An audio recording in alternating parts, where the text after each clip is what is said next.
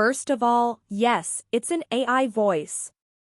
I come up with things when I'm laying in bed and didn't even brush my teeth and poop yet and don't feel like talking, so I use AI voices. Anyway, I think every time I have a bad day or something serious pops up in my mind due to prior shitty experiences with employers and managers that I'm going to run here to document it. I'm gonna call this the Fuck Work Podcast. I was going to put this on Avo, but it's requiring me to input my city and state, which is asinine because it's a general question that applies countrywide. So I'm coming here to rant instead.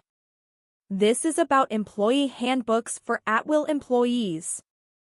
I'm confused with them every time because you'll read or skim through all that bullshit, and then it says somewhere that the handbook doesn't matter because it's not a contract and you can be fired at any time despite the handbook.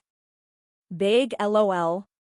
Every employee handbook will say somewhere in all that verbose drivel or at the very end something basically stating that nothing in the handbook matters at all since you're hourly and at will and can be fired for any reason at any time, which is disgusting and should be made illegal and would set employee lawyers' wallets on fire due to the speed at which they'll rack up clientele suing employers. Employees have no protection and seemingly no rights if they can be fired, even if the employee handbook is not violated by the employee and/or if it is violated by the employer. Then really, doesn't that create a loophole for the employee to do whatever they want, regardless of the employee handbook? And shouldn't they therefore be able to sue the employer for breaking general state and federal labor rights and laws, irrespective of the silly little handbook? I mean, it really does. Is the employee handbook none other than a big scaremongering show that really holds no power at all? You don't even sign an employee handbook. It means nothing. Case in point, an employee should thus win a suit for being fired for attendance, for example. An employer shouldn't be able to terminate an employee for something in the handbook unless the employee can sue for something in it. And from where I'm standing, we can't. I have been turned away by employee law firms and the Department of Labor and the EEOC while homeless, because they said, verbatim, I will not win unless I was harassed/raped, or called a slur by a W-2 employer. Which never happens. So they're sitting there, for what? And you know it never happens. No one in a corporate environment with a workplace of dozens to hundreds of people will dare to leave proof of discrimination, because in those jobs, 9 times out of 10, they know their rung on the corporate ladder is not high enough to treat an employee like that. That's exactly why employment lawyers love those cases, and only take those cases on, they sound juicy.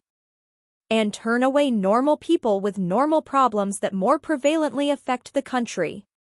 When, if those sleazy lawyers could do basic math instead of splitting words all day, they'd realize that dozens or hundreds of small cases will make them more than 1 or 2 juicy cases regarding their net worth and network. But no one gets that, and they shoo employees away for trying to hold lecherous, treacherous employers and managers accountable, firing them for being sick, firing them for being late, firing them for a lie. They do it because no one challenges it. It's abhorrent and it ruins the economy, constantly making people unemployed for things that do or don't line up with the employee handbook, and in both cases actually, this nullifies the employee handbook. How can you fire someone against the handbook, stating obtusely that the employee handbook doesn't really matter? How can you fire someone who abided by the handbook, again stating obtusely that it doesn't matter? How? And I'm starting to think that no individual who has not hired you or who does not own the business can fire you or send you home. But they go to HR and campaign for your termination. If you're hourly, at will, and if a slur is not involved, you're done, even if your work quality was tampered with through sabotage, for instance, and you're effectively lied on. For instance, someone goes to your assigned workstation or section and messes it up. Or someone misedits your work submissions. Or you're pushed out of the workplace through humiliation, alienation, or defamation. The EEOC doesn't care, the Department of Labor doesn't care. They'll chuck you off to sue, and law firms don't care because it's not juicy enough. Long story a little less long, what the fuck is the point of the fucking employee handbook?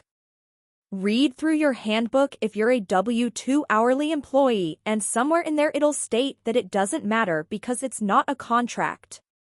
They say that for their benefit, but the gag is, it can possibly be turned into your benefit.